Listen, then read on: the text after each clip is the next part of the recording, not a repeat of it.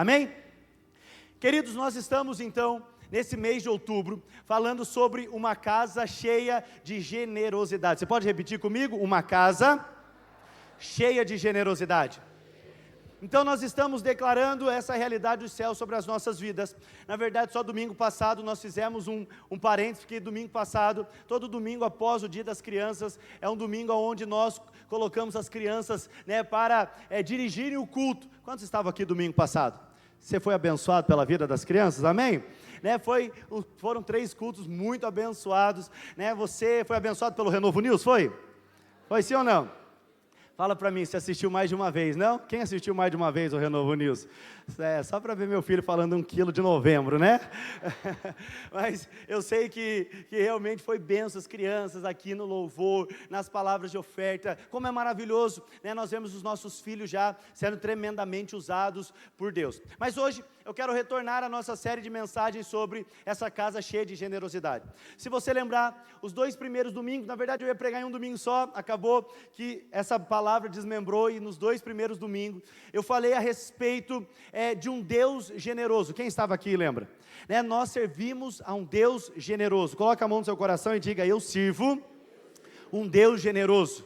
Diga para o irmão que está do seu lado: seu Deus é um Deus generoso. E por que nós falamos sobre a importância de enxergarmos um Deus generoso? Nós falamos sobre um Deus que perdoa os nossos pecados, sobre um Deus que nos ama, sobre um Deus que nos aceita, sobre um Deus que nos recebe, sobre um Deus que nos transforma, sobre um Deus que derramou graça e misericórdia sobre nós. Eu falava que era importante nós entendermos essa face de Deus, um Deus generoso, porque a Bíblia fala que nós somos transformados à imagem dEle. Então, 2 Coríntios 3,18 foi o texto que eu li, tanto no primeiro como no segundo domingo desse mês. A Bíblia fala que, com o rosto desvendado, agora contemplando como por espelho a glória do Senhor, somos transformados de glória em glória à imagem do Senhor. Então veja, nós somos transformados à imagem do Deus que contemplamos. Então, se nós contemplamos um Deus irado, se nós contemplamos a imagem de um Deus brabo conosco, isso vai fazer que no momento que nós precisamos, nós vamos correr dele, no momento que falhamos, nós vamos fugir dele, vai nos mostrar uma falta de conexão, de intimidade. Mas quando contemplamos um Deus que nos ama, então isso nos mostra que independente das nossas falhas, nós temos para quem correr, nós temos um lugar seguro que é o nosso Senhor. Mas nós vimos também que além de um Deus que nos ama, esse Deus é um Deus generoso. E na verdade eu falei aqueles 2 domingos sobre um Deus generoso, porque eu queria trazer essa realidade para você, que eu e você só podemos nos tornar homens e mulheres generosos na obra de Deus, se entendemos primeiramente que servimos a um Deus que é generoso. Lembra que eu falei, nada parte de nós. Então não é você que ama, você ama porque Deus te amou primeiro. Não é você que tem a capacidade de perdoar, você perdoa porque Deus te perdoou primeiro. E não somos nós que temos a capacidade de sermos generosos. A generosidade é um reflexo do Senhor.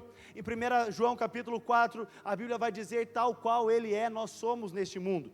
Então, se nós servimos e conseguimos enxergar um Deus generoso, generoso a ponto de dar, de entregar o seu Filho por amor a nós, não nos cobrar nada por isso. Então, se nós conseguimos enxergar essa face de um Deus generoso, à medida que contemplamos isso, nos tornamos também generosos. Então, a vida cristã é uma vida de transformação. E o desejo de Deus é que, ao nós enxergarmos Ele como um Deus generoso, nós possamos também ser generosos. E hoje, de forma específica, eu quero trazer uma palavra ao seu coração e gostaria que você pudesse prestar bastante atenção. Nós tivemos 2 cultos muito abençoados pela manhã, recebi mensagens no meu Instagram, as pessoas no final do culto, porque de fato é um tema que nós não tiramos muitos domingos para falar muito a respeito desse tema na palavra do culto. Embora tenha as palavras de dízimo e oferta, nós não falamos um culto sobre isso. Talvez desde 2020, com a pandemia, eu nunca tirei um culto para falar a respeito disso. E o tema dessa palavra hoje é generosidade nos dízimos e ofertas. Diga comigo, generosidade nos dízimos e ofertas. Então o Senhor quer nos ensinar algo. O Senhor quer nos mostrar algo. Na verdade, nós vamos ver que até mesmo nós negligenciamos muitas vezes, porque esse é um assunto muito tratado. Você sabia que na Bíblia existem mais de 2.300 versículos falando sobre dinheiro, riqueza e bem? A Bíblia fala o assunto de dinheiro mais do que fé, mais do que perdão. Por quê? Eu, preparando essa mensagem, eu comecei e pensar sobre isso, por que a Bíblia fala tanto a respeito disso. E na verdade, nós nos deparamos, e eu creio que esse texto aqui que eu quero ler no início deste culto, traz a revelação por que a Bíblia fala tanto a respeito disso. Eu quero que você abra a sua Bíblia, nós vamos ler todos os textos hoje na NVT, versão transformadora, e nós vamos começar lendo Mateus capítulo 6, versículo 24.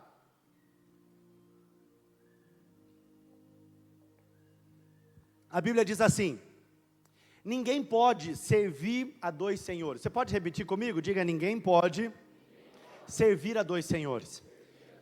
Por quê? Pois odiará um e amará o outro, será dedicado a um e desprezará o outro. Então, Jesus aqui no Sermão do Monte, em Mateus capítulo 6, ele entra também no assunto de finanças, e ele fala: olha, você não pode servir aos dois senhores. E ele fala: você não pode servir por um simples motivo, ou você vai agradar um e desagradar o outro. Se você serve a um, você vai desprezar o outro. Mas até aí tudo bem. O que o Senhor está querendo falar sobre dois senhores? No final desse versículo ele explica, ele diz assim: vocês não podem servir a Deus e ao dinheiro. Então veja, no mesmo versículo o Senhor nos dá o ensino, e no final ele fala sobre o que ele está ensinando. Ele está falando sobre, nós definimos a que Senhor nós servimos. E ele diz: olha, nós não podemos servir a dois senhores. E ele diz: você não pode servir a Deus e o dinheiro. Então, eu meditando nessa palavra, eu entendo que a Bíblia é tão enfática a respeito de bens, finanças, a questão de dinheiro. Por quê? Porque o dinheiro pode ser um senhor nas nossas vidas. E eu quero dizer, infelizmente, talvez a nossa geração, aguçada pelo acesso que temos, por visualizar muitas coisas, talvez é a geração que corre o maior risco, é mais tendenciosa a servir ao dinheiro, a ser servo do dinheiro, a ser escravo do dinheiro. Sabe, nós corremos atrás disso. Isso muitas vezes controla a nossa vida, isso controla o nosso humor, isso controla os nossos sonhos. Então, se nós temos, nós sonhamos, nós estamos felizes, nós estamos empolgados, mas se passamos por algum tipo de crise, logo nos abatemos, entristecemos. Então veja, o dinheiro é tão senhor para algumas pessoas, que ele controla a sua vida, controla os seus sonhos, controla as suas vontades. E o Senhor está dizendo: olha, você não pode servir a dois senhores.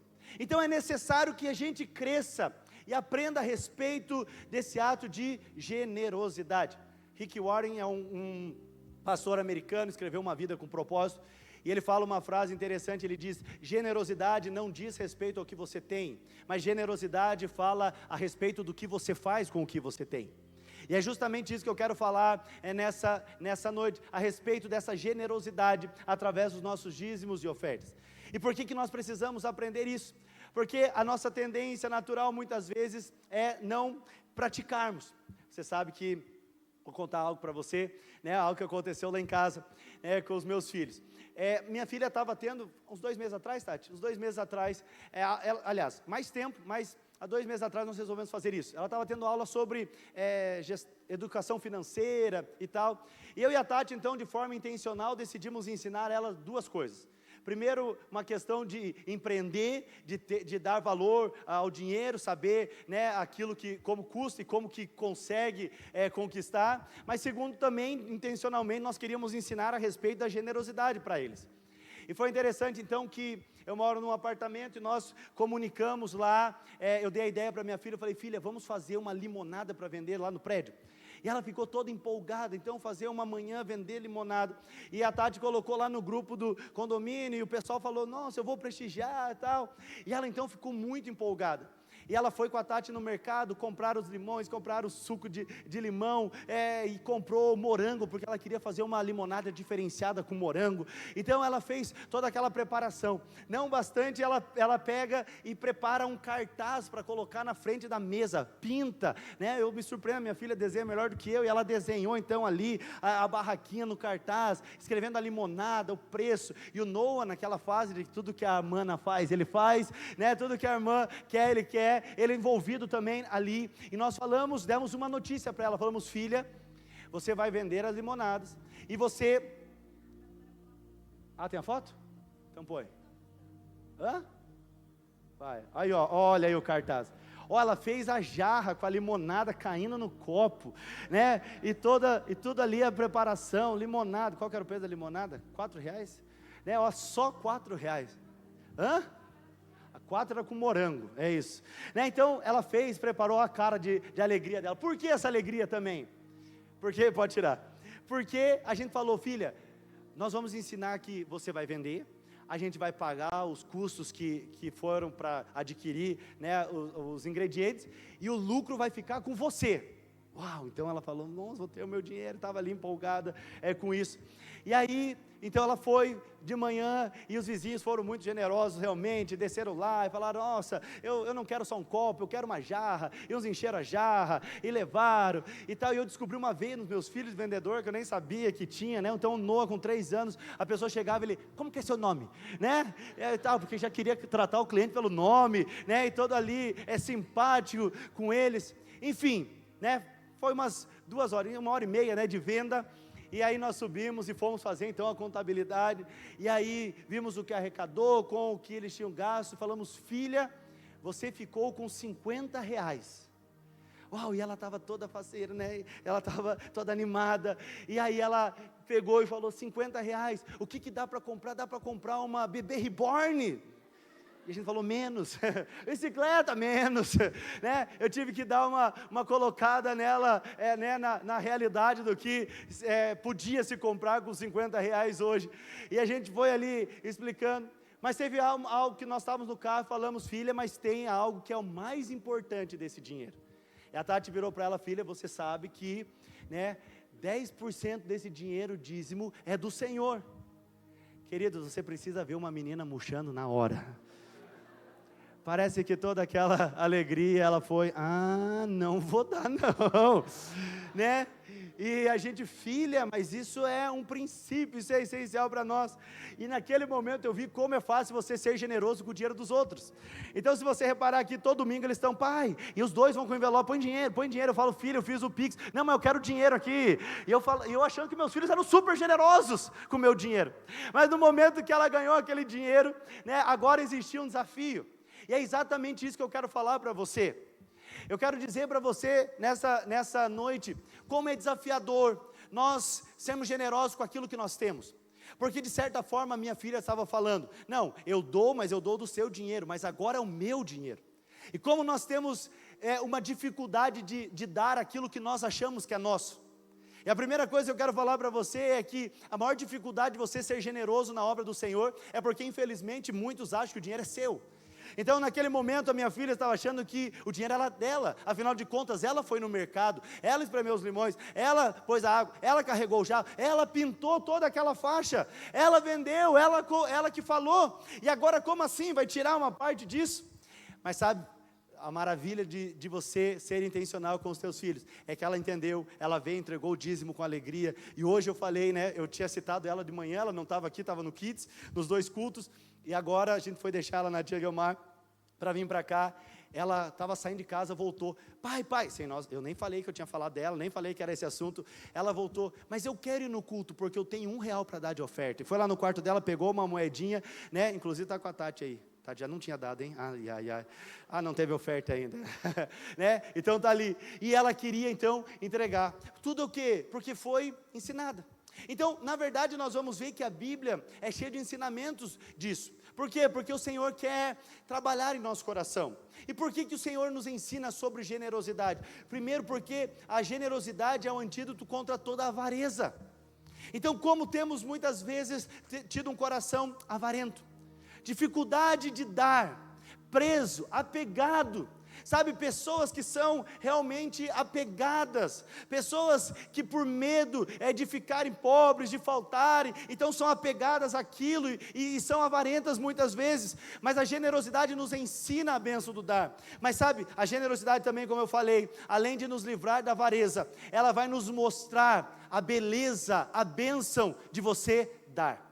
Eu quero ler um texto com você que está lá em Mateus, aliás, em Atos capítulo 20, versículo 35, olha o que diz em Atos 20, 35, a palavra de Deus diz assim: fui exemplo constante de como podemos com trabalho árduo ajudar os necessitados, lembrando as palavras do Senhor Jesus. O que Jesus falou então? A bênção maior em dar que em receber. Vamos repetir só essa última frase? A bênção maior em dar do que receber. Eu quero fixar os seus olhos nessa afirmação que a Bíblia fala que é do próprio Senhor Jesus. A bênção maior em dar do que receber. A generosidade nos coloca, nos inclui neste lugar. No lugar onde nós vamos compreender que melhor é dar do que receber. Eu sei que em relação à graça de Deus, o Senhor nos convida a receber. Mas eu sei que em relação à generosidade e a dar, nós muitas vezes nos alegramos em receber, mas não há alegria em dar. Nós temos fé para receber, mas nós não temos fé para dar. Então eu não sei se é uma questão cultural, não sei se é uma questão, trazida por um tipo de política, mentalidade, mas como nós achamos que somente precisamos receber.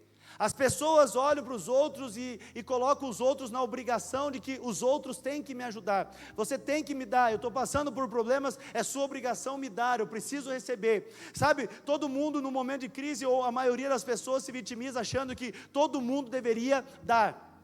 Mas é interessante que num lugar contrário, poucas pessoas se colocam no lugar de receber, e poucos se colocam no lugar de dar. Então por quê? Porque nós achamos na verdade que a bênção é receber. Eu fiz uma experiência aqui, lá em 2019, quando nós lançamos a nossa viagem, a nossa caravana para Israel. Eu lembro bem que eu perguntei assim, olha, quem tem fé para viajar para Israel? Quem tem fé para viajar para Israel comigo? Você ainda tem? Aleluia, levanta a mão então. Agora, semana que vem? Já não. Turismo na faixa de Gaza? Também não, né? Mas eu perguntei assim, quem tem fé para ir para Israel comigo? A igreja, eu tenho. E aí eu já fazendo uma forma proposital, eu falei, e quem tem fé que Deus vai levantar alguém para pagar a passagem para você? Aleluia! E aí eu falei, uma terceira afirmação, uma terceira pergunta, quem tem fé para você pagar a passagem de alguém? Só se Deus quiser, né? Se Ele quiser, a gente até pode ver. Você sabe, não há mesmo empolgação. E obviamente, nós temos que ser sinceros, que embora a Bíblia fala que a bênção maior é de dar do que receber, nós, na maioria dos casos, preferimos receber. Preferimos estar no lado de quem recebe, e não no lado de quem dá. Então eu quero usufruir, eu quero receber o que essa igreja tem para dar, eu quero receber a palavra, eu quero receber, mas muitas vezes nós não temos disposição de dar, de nos entregar. Então a generosidade, ela vai trabalhar isso no nosso coração, vai nos colocar nesse lugar onde nós percebemos que a bênção a maior é naquele que dá, porque na verdade todos os que estão dispostos a dar, você de certa forma vai receber. Há uma recompensa celestial, mas há uma recompensa também nessa terra. Então, hoje eu quero começar este culto falando a respeito de 3 maneiras que o cristão pode lidar com o seu dinheiro. Eu vou falar de 3 maneiras, vou falar de 2 delas, 2 extremos, e eu vou falar daquilo que nós acreditamos como igreja, aquilo que eu quero te ensinar e desafiar você a viver. Então a primeira coisa a primeira crença, que alguém pode viver em relação às suas finanças, eu estou chamando hoje de teologia da pobreza. Não sei se você tem slide lá, mas teologia da pobreza. Então, o que é a teologia da pobreza? Na verdade, são irmãos que dão ênfase apenas na renúncia. São irmãos que de certa forma, eles julgam que ter dinheiro e posse é pecado, que Deus na verdade ama somente quem é muito simples, muito humilde. Então tem pessoas na verdade, que são cristãs, que creem em Jesus Cristo, mas elas acham que realmente há uma maior unção e consagração na pobreza, e por isso largam tudo da vida, vão viver em lugares isolados, vestir uma roupa de saco, ficar ali enclausurado, numa extrema dificuldade, porque essas pessoas julgam que é isso que agrada ao Senhor. Geralmente esse tipo de irmãos, eles usam o texto lá do jovem rico, quando Jesus fala ao jovem rico, olha, se você quer me servir, vende tudo o que você tem, dá aos pobres, vem e segue. Talvez essas pessoas não entenderam o contexto que Jesus está falando ali e linkando naquele momento, mas eles usam esse texto isolado, dizendo, está vendo? Se nós queremos seguir ao Senhor, se nós queremos ser um seguidor de fato de Deus, se nós queremos agradar a Deus, nós precisamos renunciar tudo. E para essas pessoas, elas se orgulham da renúncia. Então veja, esse é um primeiro problema, porque a base dessa crença é o orgulho daquilo que não tem. Mas há um problema nessa teologia, nessa crença, né, de renúncia. E quais são os problemas dessa teologia da pobreza? Anotei 3 aqui. Primeiro, essas pessoas sempre exageram na questão sacrificial. Então essas pessoas, elas estão sempre querendo exaltar aquilo que deixaram. Na verdade, elas sempre estão, né, andando na justiça própria. Elas renunciaram, mas a sua renúncia faz parte do seu orgulho. Elas sempre estão exaltando aquilo que deixaram. Olha, eu não tenho posses, eu não sou rico, mas pelo menos eu sirvo ao Senhor e o Senhor se agrada de mim. Sabe, um segundo problema dessa teologia é que as pessoas se tornam extremamente ingênuas. Você sabe, tem muitos missionários adeptos a essa crença de que realmente não tem que ter nada e precisam abrir mão de tudo. E qual que é o problema? Tornam pessoas ingênuas, porque esses mesmos missionários, eles dependem de doação e ofertas de pessoas que não creem como eles. Porque se crescem não teriam para ajudar, não teriam para dar. Mas o terceiro problema é que esse tipo de crença pode tornar um estilo de vida manipulativo. Então, geralmente, pessoas que focam na renúncia, elas estão sempre falando dos seus problemas. Obviamente, se você faz parte da igreja há algum tempo, você sabe do que eu estou falando. Nós não temos esse hábito como igreja. Eu não tenho esse hábito, por mais que tem muitos desafios, e acredite em mim, nesses dias são muitos desafios, com reforma, com o instituto, com tudo que o Senhor está fazendo, com ampliação da igreja, né, plantação de igreja em outras cidades. Mas eu não venho aqui ficar me lamentando e chorando com aquilo que está faltando. Porque primeiro, eu sei que Deus me supre. E segundo, né, porque eu não faço uma renúncia e agora fico colocando e mostrando as dificuldades para tentar manipular você a dar e a participar generosamente comigo nessa obra. Mas agora nós temos um outro extremo, que nós chamamos de teologia da prosperidade.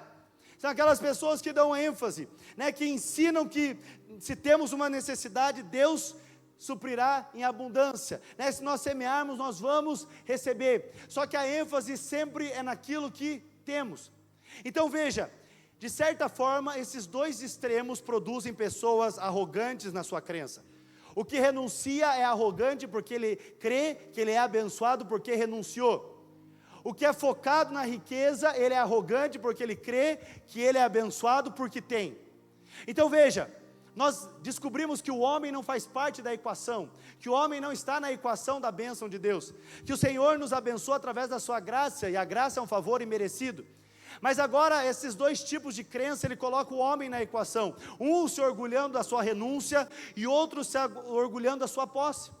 Mas também essa teologia da prosperidade nos traz alguns problemas. Primeiro problema é que essas pessoas, elas veem a prosperidade como um sinal de aprovação de Deus. Então, para essas pessoas, o que prova que eu sou abençoado, o que prova que Deus me ama, é se eu tenho coisas. Isso já vai nos levar para um segundo problema. Por quê? Porque é uma teologia que vai produzir culpa. Afinal de contas, no momento da sua vida, você vai passar por uma situação difícil, por uma crise.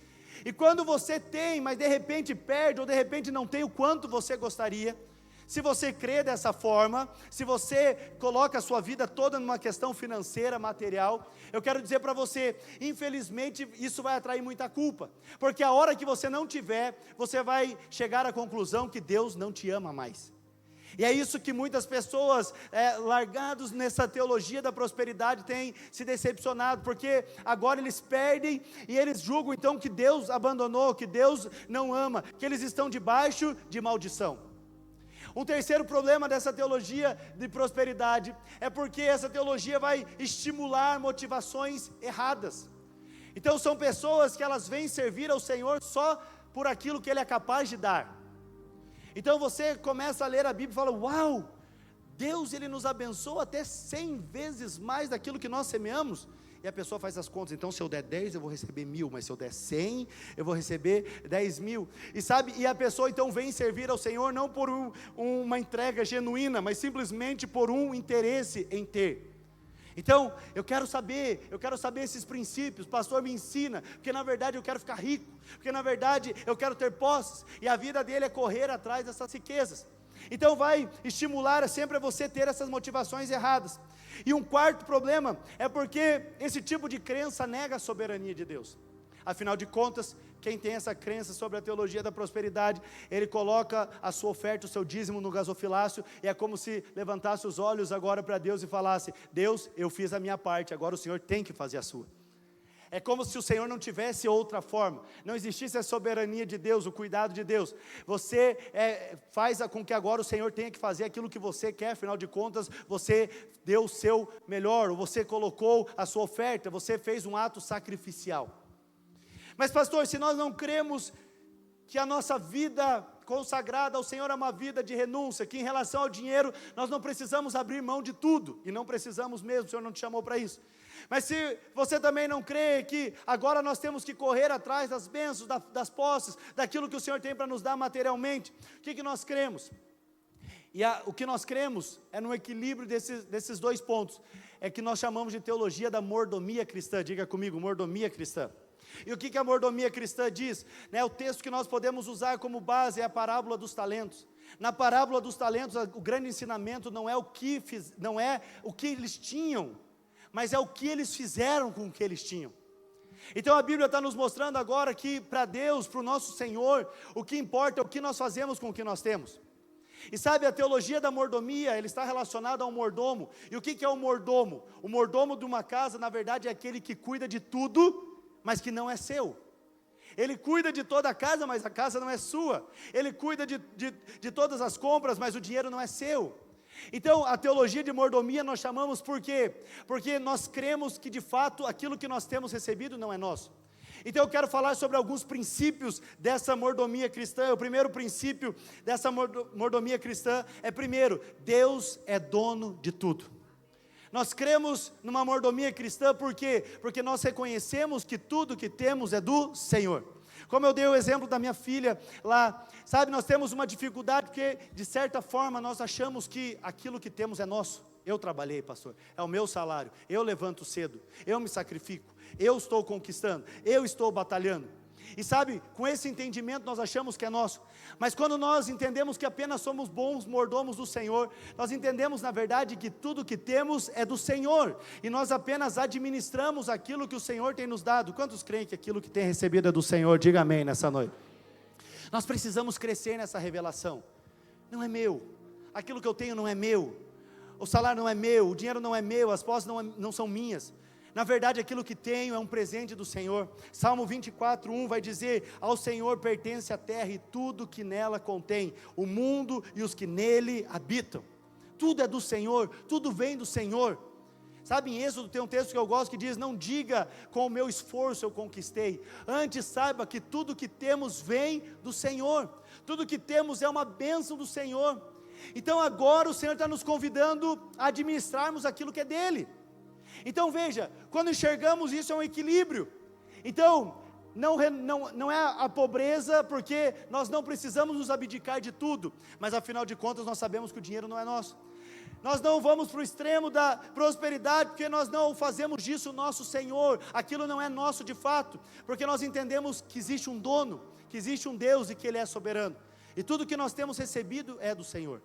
Quando você entende isso, você se torna a Giovana no momento da oferta, porque aquilo que ela dá não é dela, é meu. Aquilo que você tem não é seu, é do seu Pai. Aí você fala: pastor, é fácil ser generoso com o dinheiro dos outros. Pois é, você sabia que tudo que você tem é de Deus? E agora eu quero dizer para você, por que é tão difícil? É porque você acha que é seu, é porque nós achamos que é nosso. Então quando nós entendemos é do Senhor, agora algo destrava na nossa cabeça e nós falamos: eu só preciso administrar isso. O segundo conceito, o segundo princípio dessa mordomia cristã, é porque agora nós entendemos que toda decisão financeira é uma decisão espiritual. Diga comigo, toda decisão financeira é uma decisão espiritual. O que eu quero dizer com isso? Que muitos irmãos, eles acham que a parte espiritual das suas finanças compete somente ao dízimo e às suas ofertas alçadas.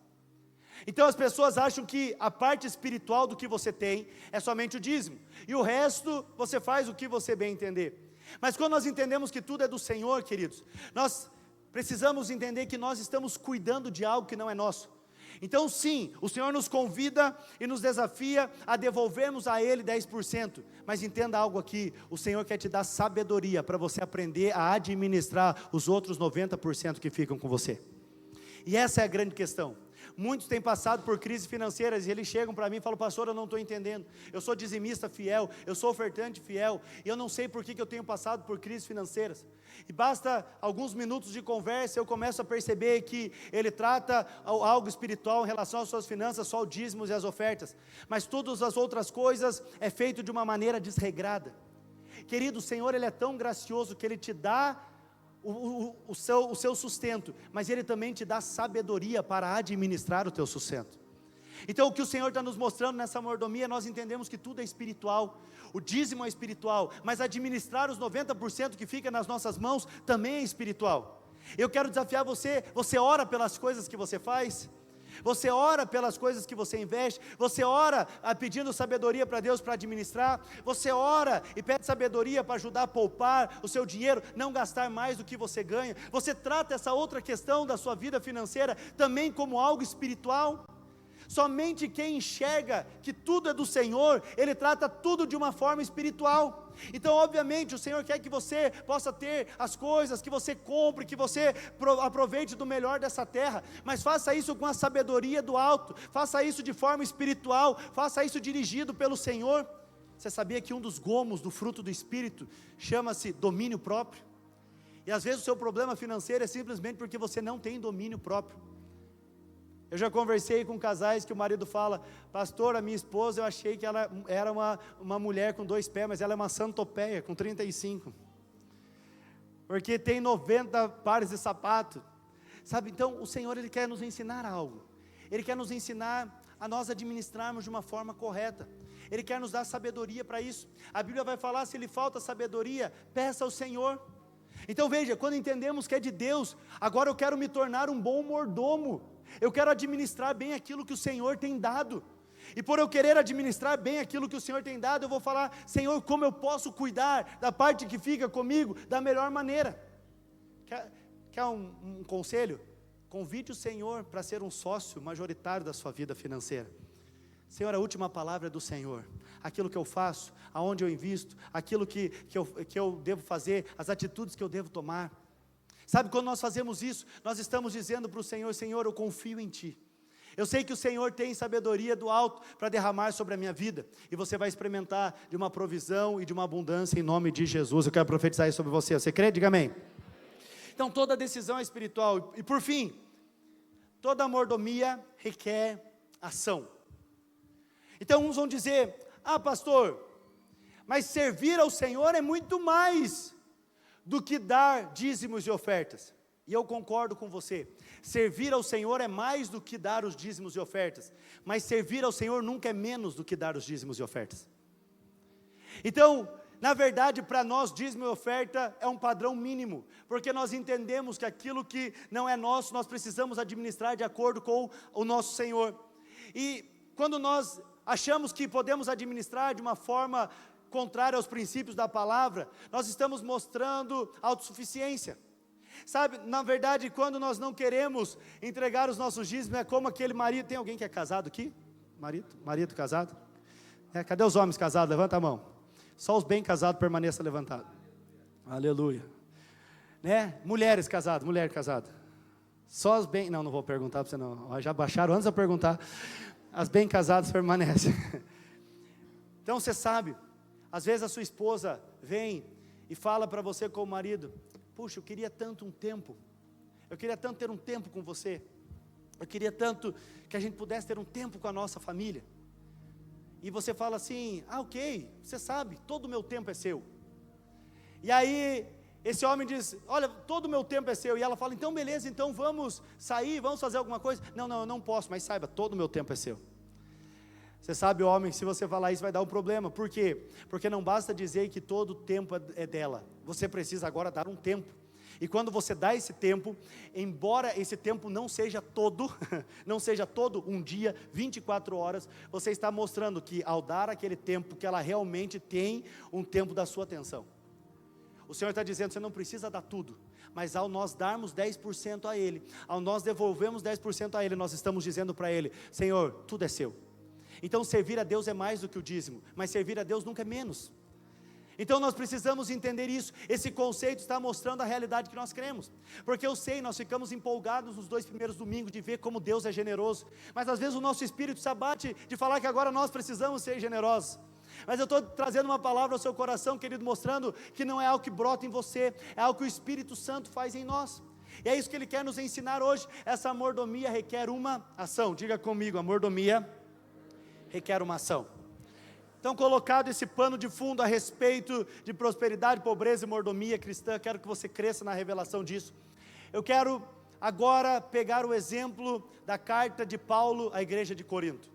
Você sabe, mais uma vez, Paulo na sua segunda carta à igreja de Corinto, ele vai exortar ali, principalmente no capítulo 8 e 9, a respeito da generosidade, de contribuição. Você pode ver muitas palavras de oferta que nós damos aqui depois do Renovo News, a base é 2 Coríntios 8 ou 9. Então, Deus ama quem dá com alegria, o Senhor dá semente ao que semeia, Ele multiplica a vossa sementeira, é tudo 2 Coríntios capítulo 9. E na verdade hoje eu quero tomar como exemplo esse texto de 2 Coríntios, mas eu quero focar no capítulo 8. Eu quero mostrar para você a respeito daquilo que o apóstolo Paulo está nos ensinando, porque Paulo estava ensinando a igreja de Corinto, por isso que ele escreveu essa carta aos Coríntios, mas Paulo também está ensinando a igreja Renovo. Tem alguém aqui que deseja aprender com o apóstolo Paulo nessa noite? Só quem deseja aprender, diga amém. Então nós vamos meditar naquilo que Paulo está falando. Então, Paulo, na sua terceira viagem missionária, ele passa por uma região da Macedônia, uma região que estava enfrentando uma extrema pobreza, uma região com dificuldades. Mas agora Paulo vê nas igrejas ali da Macedônia algo admirável. Então o que Paulo faz? Ao escrever a sua carta aos irmãos de Corinto, ele usa a igreja da Macedônia como referência, como exemplo. E nós vemos isso então, que Paulo ele vai mostrar agora, nesse capítulo 8 e no capítulo 9, a respeito da generosidade e da contribuição. Então Paulo, na verdade, ele vai nos mostrar a respeito da importância de darmos, da importância de contribuirmos, da importância de nos envolvermos. E Paulo aqui, ele está quebrando um paradigma que provavelmente é um paradigma recente, a respeito de que o dízimo, ele deve ser dado ou não deve ser dado, o dízimo é lei ou o dízimo é graça, o dízimo nós damos por obrigação ou é um privilégio. E aqui está o paradigma que nós temos que compreender hoje. O dízimo é lei, o dízimo é graça, o dízimo é feito por obrigação ou o dízimo é um privilégio. Então Paulo ele começa a construir isso com os irmãos. Você sabe, eu falo que é um paradigma recente, porque quando logo que eu comecei na igreja com os meus pais, mas para quem é mais antigo aqui vai lembrar, existiam menos cristãos, bem menos cristãos naquela época, bem menos evangélicos naquela época, mas se tinha uma coisa que era bem definido na vida do evangélico, era a questão dos dízimos. E era interessante porque eu era pequeno, mas ouvia falar disso, de pessoas que eles abandonavam a igreja, mas continuavam dizimando. Afinal de contas, eles aprenderam que se não dizimar, o devorador pega o seu dinheiro. Então ele diz assim, igreja não, mas devorador também não, vou continuar dando dinheiro. Então, veja só, não sei se por privilégio ou simplesmente por um medo, eu acho mais por medo, eles continuavam dando. E obviamente você vai me questionar, mas pastor, se for para dar por medo, é melhor não dar. Eu concordo com você. Se é para você dar o seu dízimo, a sua oferta, de medo do devorador, de medo de ser amaldiçoado, não faça isso. Eu estou dizendo como pastor, não faça isso. Mas eu estou dizendo para você que melhor do que não dar, é você entender que tem um caminho mais excelente, de você poder dar, sem estar debaixo de condenação e medo. E é isso que Paulo quer ensinar. É por isso que nós vemos que Paulo, nesses dois capítulos, 8 e 9, ele vai usar a palavra graça, para relacionar o ato de contribuir pelo menos 6 vezes. Nesses 2 capítulos, pelo menos 6 vezes, Paulo vai associar contribuição com graça. Mas querido, se nós formos ver o que significa graça, fica um pouco confuso Paulo falar isso. Por quê? O que é graça? Graça é favor? O que é graça? Favor imerecido. Então você foi salvo pela graça, você crê nisso? Então a sua salvação veio pela graça, a sua salvação é um favor dado por Deus para nós que não merecíamos. Agora Paulo está relacionando a nossa oferta com graça. Ué, mas se graça é um favor que recebemos, e recebemos quando não merecemos, como pode graça estar atrelada por algo que nós fazemos? Então Paulo está trazendo aqui um paralelo, e ele quer abrir os olhos daquela igreja e também da nossa igreja hoje, falando, o que será que é a oferta? A oferta e os dízimos é algo que de fato nós fazemos, ou quando ofertamos e dizimamos, é algo que nós recebemos o privilégio de fazer? Então Paulo está nos mostrando no capítulo 8, versículo 1, coloca para mim, 2 Coríntios 8, 1, ele diz, agora irmãos, queremos que saibam o que Deus em sua graça tem feito por meio da igreja da Macedônia. Ele vai falar que a igreja da Macedônia era uma igreja generosa, mas essa generosidade era fruto da graça. Então Paulo está nos mostrando o seguinte, que aquela igreja entendeu que o ato de contribuir, eles não estavam dando uma ajuda para Deus, mas eles se sentiam privilegiados de fazer parte da obra de Deus. Na verdade, aquela igreja se sentia privilegiada de ofertar, por quê? Porque na verdade eles entenderam o Evangelho. Querido, deixa eu falar algo para você e presta atenção aqui. O Evangelho é um convite para que você viva uma vida com um propósito superior ao que você poderia fazer de forma natural. Quando você recebeu o Evangelho, junto com a mensagem do Evangelho, o Senhor coloca dentro de você um propósito maior do que você mesmo. Então o convite do Evangelho é nós vivemos por algo maior que a nós mesmos. Fala para mim, talvez antes de você entrar na vida da igreja, você achava que a vida de todo ser humano se resumia a levantar na segunda-feira, trabalhar segunda, terça, quarta, quinta, sexta noite ficar animado porque sextou, vai ser final de semana, aí você assistia uma boa série no sábado, saía com seus amigos, assistia Faustão no domingo, e domingo já você ficava meio depressivo, porque segunda começaria tudo de novo. Então muitos achavam que a vida se resumia a isso. Eu quero dizer para você, muitos lá fora ainda acham que a nossa vida se resume a isso, a trabalhar, trabalhar, trabalhar, trabalhar, descansa, descansa, trabalha, trabalha, trabalha, trabalha, descansa, assiste um filme, sai com os amigos, passeia com o cachorro, trabalha, trabalha, trabalha. Eu quero dizer, queridos, que enquanto você não tiver a revelação do Evangelho, é essa perspectiva de vida. As pessoas não creem que vão para algum lugar, não creem que há um propósito envolvido, mas quando você se deparou com o Evangelho, você se deparou com uma mensagem que traz um propósito que é muito maior do que você mesmo. Você se deparou com uma realidade de vida, que é possível você fazer coisas que naturalmente você não fazia, que é possível você participar de algo que você humanamente não podia participar. E o Evangelho nos convida a isso. E é por isso que aquela igreja da Macedônia, quando ouviu falar do Evangelho, eles se associaram agora à igreja através da sua generosidade. Por quê? Porque eles entenderam a graça, o favor de fazer parte daquilo.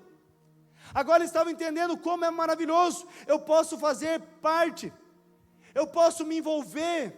Então o Evangelho é esse chamado para cooperar, é esse favor imerecido.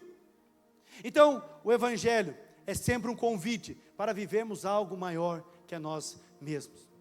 Talvez você não tenha noção, querido, mas no dia que você começou a congregar aqui, e no dia que você começou a contribuir aqui, você começou a contribuir por algo que é maior do que você pode imaginar.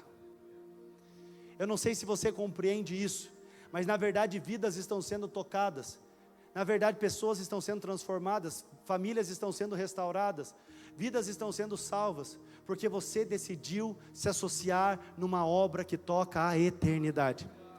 Eu sei que talvez a sua revelação até hoje é que simplesmente você coloca o dinheiro num gasofilácio e você transfere o seu dízimo no Pix, e é só isso que você tem que fazer.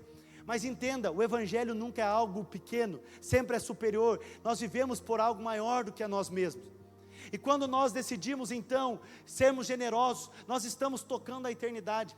Eu não sei se quem veio aqui ontem à noite, alguém estava no musical do Instituto ontem à noite, nós estamos com o nosso Instituto Renovo. Quero convidar você a participar dos próximos musicais, mais de 50 crianças apresentando ontem. E ontem eu me emocionei porque o Senhor, enquanto eles estavam apresentando, me lembrou de uma palavra que Ele tinha me dado há quase 20 anos atrás, a respeito de que Ele me daria um trabalho com crianças, em orfanatos, e o Senhor então foi além, esse trabalho de crianças e adolescentes, e hoje lá no Instituto são mais de 100 crianças sendo atendidas.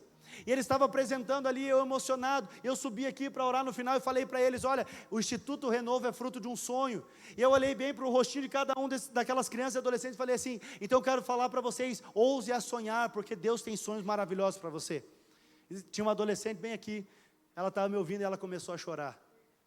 E aquilo me tocou tanto, porque eu falei, talvez a única oportunidade que ela tinha para ouvir, que Deus tinha um plano maravilhoso para a vida dela, foi no Instituto. Foi porque existem pessoas dispostas a fazer com que isso aconteça. Sabe, quantas pessoas têm sido abençoadas? A igreja tem avançado. Você tem sido abençoado nesse lugar? Eu quero perguntar hoje, perguntei nos 2 cultos, quanto tem sido abençoado nesse lugar? Sabe, talvez quantos cultos você tem sido abençoado, quantas palavras você tem recebido, quantos milagres. Olha, eu falava disso de manhã, meu WhatsApp, Instagram choveu de testemunhos, de pessoas falando. Eu recebi um cartãozinho no meio do culto de manhã falando, pastor Daniel, fui curada da doença celíaca há alguns meses, confirmado por exames. Eu recebi essa graça aqui na igreja. Sabe, eu desci a outra falando, pastor, eu tinha um tumor na cabeça, eu fiz o exame e os médicos estavam com medo que eu precisasse operar. No exame não apareceu nada, o Senhor me curou totalmente. Oramos lá na célula e fomos curados. E aí você fala, sim pastor, mas tudo bem, mas o que eu faço parte disso? Eu quero dizer, quando você decidiu se associar e contribuir e ser um dizimista fiel, você está falando, no que depender de mim, eu quero que essa obra permaneça, eu quero que essa obra avance, eu quero que esse lugar se encha, eu quero que tenha outros prédios, eu quero que essa obra continue avançando, eu quero que milagres continuem acontecendo. E você muitas vezes intimidado pelo inimigo fala assim, mas é tão pouco. Mas deixa eu explicar algo para você, o reino de Deus não é formado por poucos homens que têm muito, mas é formado pelo poucos de muitos, onde nós vamos alcançar realmente aquilo que o Senhor quer fazer. E eu quero dizer para você, querido, quando você vem então ofertar, não é simples dinheiro que você está depositando, você está tocando vidas. Eu vou te trazer uma maior clareza. No começo do jejum o pastor Luiz falou isso, e nós meditamos sobre isso lá em casa, e eu fiz até uma conta. Falou, olha, para nós funcionarmos, para nós termos esses 3 cultos que nós temos no domingo, então, dividindo todos os custos que nós temos no mês, por 4 domingos, então para o prédio ficar aberto, sem, estou falando de pessoal, só estrutura, então aluguel, conta de água, luz, tudo isso, cada culto de domingo custa só nesse prédio aqui, quase R$9.000, só para que você venha e ouça uma palavra. Então quando você decide ser generoso, querido, você está falando, o que depender de mim, eu quero que todo domingo nós tenhamos 3, 4, 5 cultos e que vidas sejam tocadas nesse lugar. Você está começando a entender aonde a sua oferta pode chegar? O Senhor, Ele te deu uma graça, um favor. Então muitas vezes nós falamos uma frase e nós falamos, olha, Deus não precisa do seu dinheiro. Eu sei que tem pessoas ao receber essa afirmação, falam assim, pastor, mas se Deus não precisa do meu dinheiro, então por que eu preciso ofertar? Se Deus não precisa do meu dinheiro, por que eu preciso dizimar? Se Deus não precisa do meu dinheiro, por que eu preciso dar? Eu falo, querido, continua afirmando, Deus não precisa do seu dinheiro, mas Ele escolheu derramar graça e favor dos céus sobre a sua vida, através da generosidade do seu coração. Então quando dizimamos, nós não estamos fazendo um favor para Deus, Deus está fazendo um favor para nós, um favor imerecido. Por isso que Paulo relaciona, ofertar é graça, é receber um favor. Então quando você tem a oportunidade todo domingo de sair do seu lugar, trazer a sua oferta, ou trazer o seu dízimo, isso você está recebendo favor e graça de Deus. Tem pessoa falando, não creio, não gosto, não vou dar. Essa é a sua escolha, querido, mas eu estou dizendo, isso não muda Deus. Deus decidiu nos abençoar através do nosso coração generoso. A Bíblia fala que a alma generosa, essa prosperará. O Senhor decidiu nos dar o privilégio de participarmos desta graça.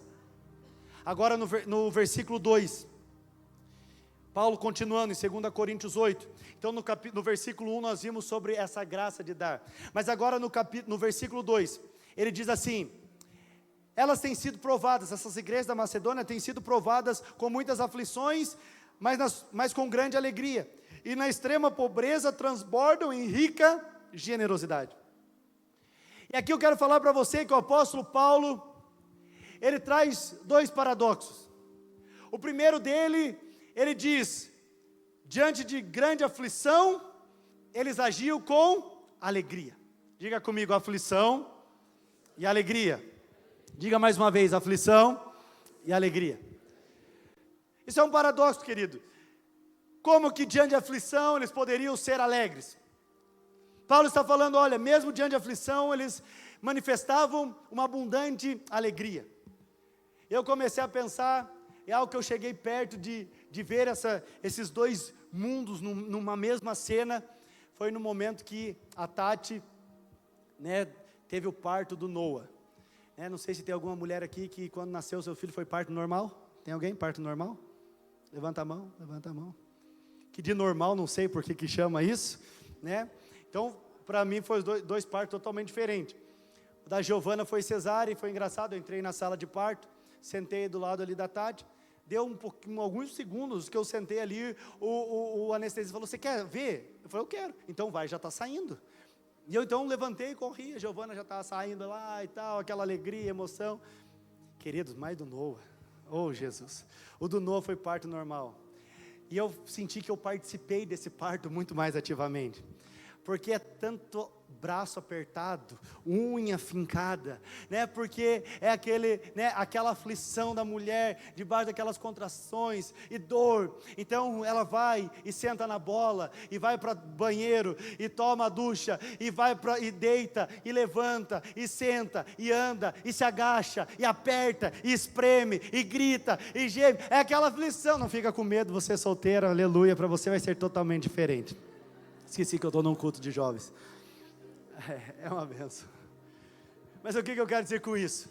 Aí, a Tati, eu não entendo nada disso. Para mim, eu sou zero, né? Minha área foi engenharia, me formei nisso, mas eu sou zero médico, zero, Paulo, zero. Então a Tati uma hora agachou e falou, estourou a bolsa. Para mim estourou a bolsa, a criança caiu, eu já meio que pus a mão, falei, vai vir. Jesus amado, depois de tanto sofrimento. Ela falou, não, é só a bolsa. Eu falei, que bolsa? É a bolsa que a criança está? Que bolsa que é essa, Jesus amado? Né? Já não basta as bolsas que tem, agora tem mais uma que estourou, e aquele negócio, e ali, então vai lá para a sala, e ela vai lá na maca, e a médica vai, Tati, vai, está quase saindo, você faz força, Tati, ali vai, e aperta o braço, e dói, e morde o travesseiro, e mais um, então... De repente vem o Noah. Na mesma hora, a Tati pega o Noah, começa a chorar. E eu falo, cadê aquela leoa? Agora virou um gatinho. No momento era tanta aflição, mas de repente já se tornou uma abundante alegria.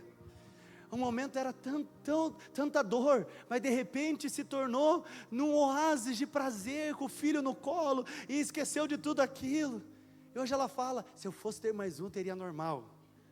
Falei, mas você não perguntou para Deus se Ele quer mais um? E aí, você fica ali, Paulo traz essa mesma linha. Aquela igreja, debaixo de uma aflição, eles agiam com alegria. O que Paulo queria dizer? Que aquela igreja entendeu algo. Aquela igreja da Macedônia entendeu que nenhuma aflição é eterna. Aquela igreja entendeu que o choro pode durar uma noite, mas a alegria sempre vem pela manhã. Eu quero dizer para você, querido, é nesse espírito que nós somos generosos. Nós entendemos que mesmo diante de desafios e aflições, a aflição não durará eternamente, a alegria vem pela manhã. O Senhor está nos convidando a realmente nos tornarmos alguém generosos, mas fazemos isso debaixo de uma alegria.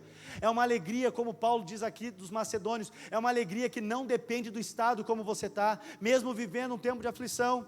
E o segundo paradoxo que ele coloca aqui é em relação à pobreza e generosidade. Ele diz, olha, mesmo diante de extrema pobreza, transbordaram em rica generosidade. Anote isso que eu vou falar. Os macedônios, eles não ofertavam porque tinham sobra. Eles ofertavam porque tinham tudo. Eles descobriram que tinham tudo em Cristo Jesus. Aquela igreja da Macedônia não ofertava porque sobrava. Eles ofertavam porque eles sabiam que eles tinham tudo o que precisavam, eles tinham Jesus. Se você deixar para ofertar e dizimar quando sobra, você não vai fazer isso nunca. Mas você precisa ofertar no espírito de quem já sabe que já tem tudo no Senhor. É por isso que você não dá para ter. você não compra Deus, você não barganha com Deus, você não oferta para que Deus te abençoe, você oferta porque você já é abençoado com toda a sorte de bênçãos nas regiões celestiais. Você não é um dizimista porque você tem que comprar a sua bênção, você se torna um dizimista porque você entendeu algo, porque você entendeu um princípio. E o Senhor está nos convidando, e Paulo então vai falando, olha, essa igreja mesmo diante desses dois paradoxos, de aflição, eles agiam com alegria, mesmo diante da pobreza, eles eram generosos, porque lembra, generosidade não está relacionada ao que nós temos, mas está relacionado ao que fazemos com o que nós temos. Aquele povo não tinha muito, mas eles faziam a coisa certa com o pouco que tinham, e eles se tornaram referenciais ali para Paulo usar, para ensinar a igreja de Corinto. Mas agora vem o capítulo 3, 4 e 5, e esses 3 capítulos nos dão 3 características de quem entendeu o Evangelho. Capítulo 3, 4 e 5 diz assim, Paulo falando, posso testemunhar que deram não apenas o que podiam, mas muito além disso, e o fizeram por iniciativa própria. Ele está falando dos macedônios. Eles nos suplicaram repetidamente o privilégio de participar da obra ao povo santo, da oferta ao povo santo. Fizeram até mais do que esperávamos, pois seu primeiro passo foi entregar-se ao Senhor e a nós, como era desejo de Deus. Uau! Eu não sei se você consegue entender a profundidade do que Paulo está falando da igreja da Macedônia. E aqui eu quero compartilhar com você essas 3 características. No versículo 3, ele fala sobre uma igreja que tinha disposição para ir além do que era esperado. Põe no 3, por favor. Versículo 3. Posso testemunhar que deram não apenas o que podiam, mas muito além disso, e o fizeram por iniciativa própria. Paulo está falando de uma igreja que não estava apenas preocupado em dar o que fazia parte de uma religiosidade, de uma obrigação semanal, uma obrigação de cada domingo, mas eles estavam dispostos a ir além do que era esperado. Eles compreendiam a grandeza e o privilégio de participar, e eles queriam ir além daquilo que era o comum. Eles queriam participar de uma forma mais intensa, e Paulo deixa bem claro, eles fizeram isso por iniciativa própria. Não foi ninguém falando, olha, você precisa fazer, você precisa ofertar, você precisa dar, porque se você não der, a maldição vai chegar. Não, Paulo está falando, eles entenderam tanto o Evangelho, eles entenderam tanto a graça, o favor, a bênção de fazer parte de algo maior, de ter um propósito na vida, que agora eles estavam suplicando, e eles fizeram isso por iniciativa própria, e eles deram não só o que precisava, mas mais do que precisava, mais do que o esperado. Querido, eu fico pensando, o que nós alcançaríamos se tivéssemos mais do que temos? Você sabe, eu não falo essa palavra, o Senhor sabe meu coração, porque de certa forma, e não teria problema nenhum eu vim falar isso para você, porque nós somos uma comunidade de irmãos, mas o que nós temos recebido tem suprido as demandas de agora, desse prédio, da nossa realidade. Mas eu quero dizer algo para você, o que nós poderíamos viver se nós entendêssemos que todos nós poderíamos fazer algo a mais? Aonde nós atingiríamos? O que nós conquistaríamos? Aonde nós chegaríamos? O que nós teríamos? Então eu dei esse exemplo no culto das 9 e das 11. Eu fico imaginando que chegasse o irmão para mim e falasse, pastor, sentindo no coração, eu tenho uma oferta para a igreja Renovo de 20 milhões de reais. Uau! Eu ia ficar muito feliz. Mas sabe, eu fiquei pensando, talvez em menos de 6 meses, esse dinheiro estaria todo comprometido. Sabe por quê, querido? Porque nós não fomos chamados para ser um banco nessa cidade. Nós fomos chamados para investir no reino de Deus. Eu fico pensando, se o Senhor me desse muito além do esperado, eu faria muito além do que eu tenho pensado hoje.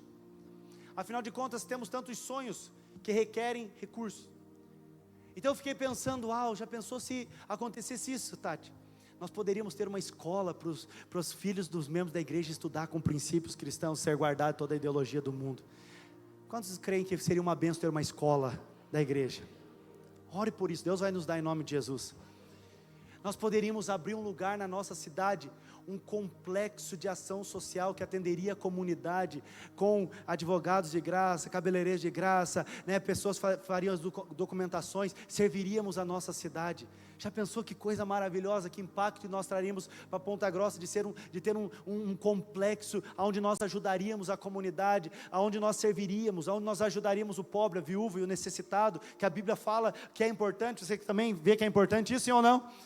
Olha o que nós poderíamos conquistar. Sabe, hoje, daquilo que começou há 11 anos atrás com um grupo de pessoas, hoje o Senhor tem nos dado 2 prédios aqui, nós já estamos em 8 cidades, o Senhor está levando a obra. Hoje nós já vamos ser, até o final do ano que vem, 9 prédios. O Senhor me deu uma palavra que seríamos 70 igrejas, nós vamos chegar a 9 igrejas já. Já pensou se alguém desse uma oferta? Eu falei, meu Deus, quantos obreiros não seriam treinados, quantas pessoas não seriam enviadas, quantos prédios nós não abriríamos, quantas obras nós não sustentaríamos. Queridos, o Senhor, Ele nos mostra que se nós temos um sonho, agora nós podemos fazer parte disso, agora nós podemos nos envolver nisso, agora nós podemos participar disso. Então aqueles irmãos, eles entendiam, e por isso que eles iam além do esperado, eles entendiam a causa, eles entendiam o propósito, eles tinham disposição, e essa é a segunda característica que nós vemos no versículo 4. Eles nos suplicaram repetidamente o privilégio de participar da oferta ao povo santo. Aqueles irmãos da Macedônia, eles tinham a disposição em dar, mesmo quando não era solicitado. Veja, não estava sendo pedido nada, mas eles suplicaram repetidamente o privilégio de participar da oferta dos santos. Uau!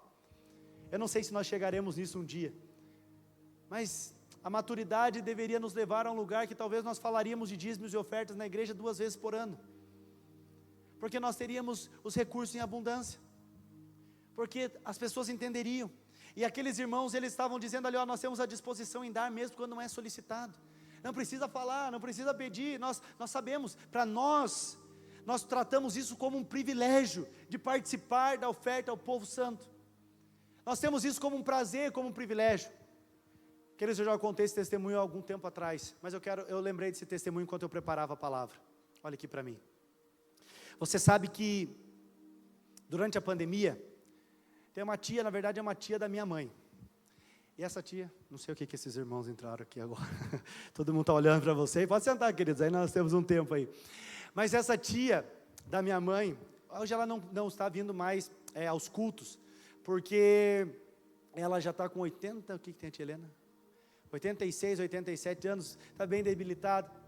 Mas você sabe, essa minha tia constrangeu demais durante a pandemia. Ela fazia questão, ela ligava para a tia Guilmar e falava, Cleide, fala para o Daniel passar aqui em casa para orar por mim e eu quero entregar o meu dízimo. E durante a pandemia, religiosamente, todos os meses eu ia na casa dela, orava com ela e ela entregava o dízimo. Aquilo já me constrangia, porque eu via onde ela morava, eu via onde ela estava, eu sabia quanto, né, ela recebia. Mas não bastante, ela, numa certa visita, ela falou, filho, o meu salário mudou, aumentou, eu recebi um reajuste, e eu não sou bom em matemática, filho, e você pode falar para mim quanto que é meu dízimo agora? E ela falou então quanto que ganhava, e eu então ali calculei o dízimo. Eu falei, tia, é isso aqui. Ela fala, então eu vou dar isso, mais 50 reais. Eu não entendi, eu falei, não, mas por quê? E aí ela me falou algo que me fez chorar da casa dela até aqui, quando eu vim entregar o dízimo para o Alessandro, tesoureiro. Porque ela falou assim, não, sabe por quê? Eu tenho um compromisso com o Senhor. Em 2016, quando nós mudamos para esse prédio aqui, não tinha aquela parte da galeria, não tinha parte dos kids, e nós fizemos uma campanha durante um ano, dos irmãos doarem 50 reais por mês, e agora já era pandemia, já era 2020, e ela falou, não coloca 50 reais, filho, porque desde aquele ano, eu nunca mais parei de dar os 50 reais para a igreja. Sabe, eu quero dizer para você, querido, não é o valor, mas é o ato de generosidade. E eu voltei chorando, e eu já dei esse testemunho, e ela me permite falar. O mais impressionante é ela que não tinha um grande salário. O salário dela era R$ 1.200. E você sabe hoje o que você faz com R$1.200? E ela tinha uma casa, e ela falava: filha, essa casa está quitadinha. E tinha alguns netos dela que estavam passando dificuldade, ela trazia os netos para morar com ela. Dividia a casa no meio, para que neto e bisneto morasse com ela. A casa limpinha, tudo organizadinho. E ela dava o seu dízimo e continuava dando a mais. E aquilo me constrangeu, e aquilo para mim foi uma forma de mostrar generosidade, mas foi uma forma também de Deus falar a respeito do cuidado que nós temos que ter para administrar aquilo que temos recebido. Talvez você não saiba, mas o Alessandro tem um memorial que nós temos ali, né, na tesouraria, que desde que começou o prédio da igreja, desde que nós começamos a igreja, na verdade, todas as ofertas, antigamente tinha, agora não tem mais, saiu de circulação, mas toda moeda de 1 centavo nós guardamos, e tem ali, sei lá, umas 30, 40 moedas de 1 centavo, e para nós é um memorial, só para nós olharmos aquilo e lembrarmos, que todo centavo tem valor na obra de Deus, e nós não podemos negligenciar. E às vezes você fala: muito bem, é assim mesmo, é assim que tem que fazer, pastor. Mas você fala que está certo administrar bem, mas você não está disposto a doar. Eu quero dizer, querido, que o nosso papel, e eu me coloco junto, é doar. Mas agora o papel como pastor dessa igreja é também administrar isso. E é por isso que precisa ter temor. Por quê? Porque eu te falei do custo que nós temos. R$50 você pode falar: pastor, não faz diferença nenhuma. Talvez eu não digo nenhuma, mas faz bem pouca. Mas a questão não era o valor que ela dava. É porque eu vi uma senhora de 85 anos, indo além do que era esperado. E sabe o que acontece? Ela falou: filho, minhas contas estão todas em dia, a minha casa está toda paga, eu não devo nada para ninguém, eu sou muito abençoada por Deus, e socorre ainda os filhos e netos quando precisa. Eu não sei como que acontece, matematicamente, naturalmente, eu não sei como que acontece, mas uma coisa eu sei: a bênção de Deus está liberada sobre ela. Mas agora a terceira característica que nós vemos aqui no versículo 5, é que eles fizeram até mais do que esperávamos, porque o seu primeiro passo foi entregar-se ao Senhor e a nós, como era desejo de Deus. Então veja, na verdade o terceiro ponto, eles tinham a disposição em dar a sua própria vida. Olha aqui para mim, queridos, só tem disposição de ser generoso quem entende que a sua vida é do Senhor. Deixa eu falar algo bem sincero para você: antes de você dar o seu recurso, você precisa entender que você dá a sua vida. Mas depois que você dá a sua vida, você sabe que o recurso é apenas um detalhe. Nós não somos aqueles, e tem uma brincadeira, né, que o irmão fala: pastor, eu me batizei, mas a minha mão ficou para fora, então se mexer comigo eu bato mesmo, né? Aí uns falam: eu me batizei, mas o meu bolso não mergulhou. Eu sirvo ao Senhor, mas eu não quero entregar o dinheiro que é meu. Sabe, Paulo está falando aqui, sabe por que aqueles irmãos eram tão generosos? Ele conclui dizendo: porque antes da generosidade dele da ação, eles entregaram a si mesmo ao Senhor. Uau! Eles entregaram a si mesmo ao Senhor. Aquele povo estava dizendo: Deus, é muito mais do que é o meu dinheiro, é a minha vida. É muito mais do que o nosso dinheiro, é a nossa vida. Diga para o irmão que está do seu lado: é muito mais do que o seu dinheiro, é a sua vida. E agora Paulo termina aqui o versículo 5 falando da igreja da Macedônia. E agora a partir do versículo 6, e eu só vou terminar no 7. No versículo 6, Paulo agora, ele pega e ele começa a então falar à igreja de Corinto especificamente. Ele já estava falando à igreja de Corinto, mas usando os macedônios, mas agora está falando especificamente à igreja de Corinto. E no versículo 6 ele diz assim: por isso pedimos a Tito, que inicialmente encorajou vocês a contribuírem, que o visitasse outra vez e os animasse a completar esse serviço de generosidade. Eu não sei se você entendeu esse texto, mas talvez, você sabe que eu converso com muitos pastores, e é sempre os mesmos. O pastor faz campanha, né, da cadeira, do som, faz isso, faz aquilo, e a grande questão não é você começar a campanha, é você terminar a campanha. E eu não sei se você entendeu aqui, o problema é antigo. Paulo está falando: olha, eu vou enviar Tito para vocês, aí para Corinto, para a igreja, a Tito, que encorajou vocês inicialmente a contribuírem, para que ele visite vocês outra vez, e anime vocês a completar o serviço de generosidade. Paulo está falando: talvez no meio do caminho vocês esqueceram a importância de serem generosos, e Tito vai aí para lembrar. E querido, sabe, Humildemente falando, eu estou sendo Tito para você hoje, lembrando da importância que tem de você participar com um ato de generosidade na obra do Senhor. Isso é bíblico. Paulo mandou Tito para lembrar aqueles irmãos, olha, continuar esse serviço de generosidade.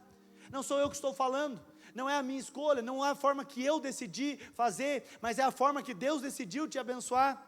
Então agora ele está dizendo, olha, nós precisamos continuar. Quantas coisas você já começou e não terminou? Nós somos peritos em começar muitas coisas e não terminar. Nós começamos um livro e não terminamos, nós começamos um curso e não terminamos. Alguns até começam regime e não terminam. Poucos, bem poucos, mas começa. Sabe, nós começamos tantas coisas e não terminamos. E Paulo está dizendo, olha, cuidado, porque isso pode ser algo em relação também à sua contribuição. E por isso que Tito vai aí, para que anime vocês a completarem aquilo que começaram. Eu posso profetizar algo na sua vida hoje? Posso? Levanta a sua mão, eu quero declarar que você vai completar aquilo que Deus começou a fazer na sua vida, mas você vai completar aquilo que você começou a fazer na obra de Deus. O Senhor vai te usar como um homem, uma mulher generoso na obra do Senhor, e não apenas generoso, fielmente generoso.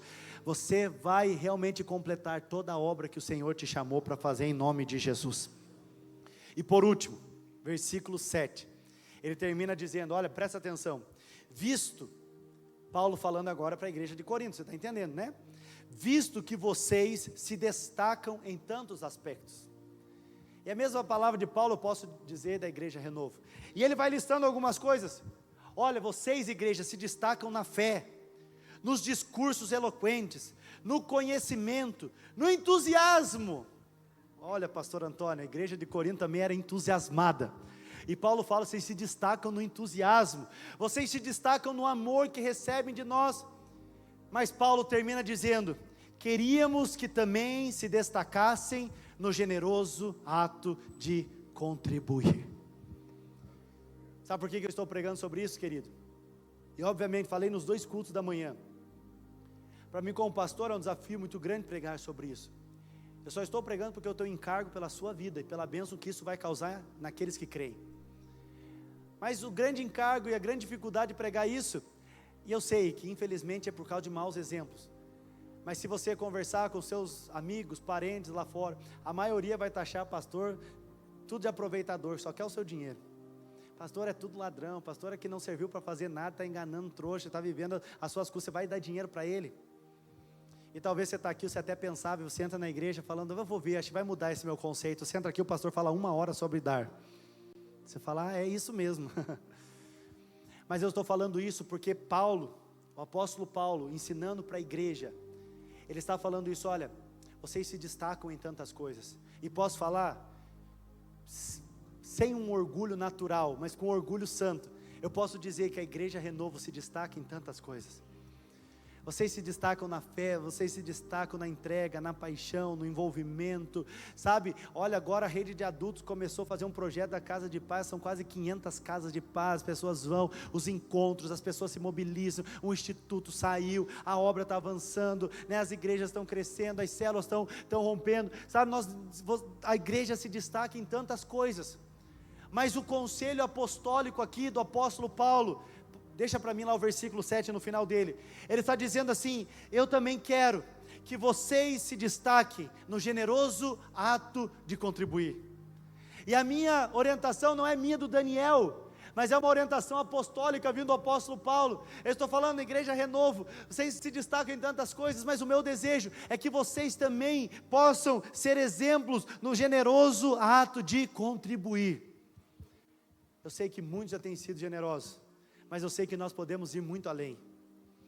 Você sabe, queridos, eu vou terminar falando algo, e o louvor pode subir, por favor. Você sabe que a obra de Deus, ela não é feita apenas com boa vontade. Diga para o irmão que está do seu lado, a obra de Deus não é feita apenas com boa vontade. Como nós falamos, nós poderíamos fazer tantas coisas, nós poderíamos sonhar com tantas coisas, nós poderíamos avançar para tantos lugares. A obra de Deus não é feita apenas com boa vontade. Falei isso para o Nato aqui, ó, cantou, né? Eu falei sobre a escola, ele chegou no final do primeiro culto para mim e falou assim,